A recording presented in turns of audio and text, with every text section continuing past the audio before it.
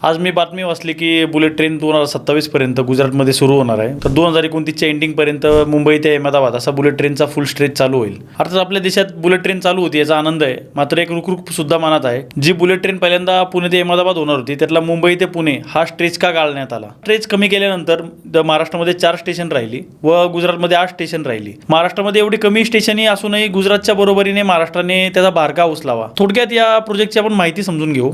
या प्रोजेक्टची कॉस्ट आहे जवळपास 1,08,000 कोटी.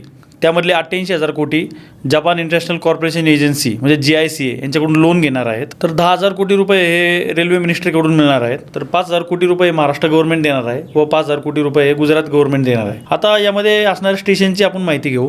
तर महाराष्ट्रामध्ये BKC मुंबई, ठाणे, विरार, बोईसर अशी 4 स्टेशन हे महाराष्ट्रामध्ये असणार आहेत. तर वापी, बिलीमोरा, सुरत, भरूच, वडोदरा, आनंद, अहमदाबाद व साबरमती हे 8 स्टेशन गुजरातमध्ये असणार आहेत. आता तुमच्यासारखाच माझ्याही मनात प्रश्न आला की महाराष्ट्रामध्ये 4 स्टेशन आणि गुजरातमध्ये 8 स्टेशन, तर मग गुजरातच्या बरोबरीने पैसे महाराष्ट्राने का द्यायचे. आणि सर्वात मोठा कळीचा मुद्दा की ही जी बुलेट ट्रेन आहे ही पहिली पुणे ते अहमदाबाद अशी प्लॅन करण्यात आली होती.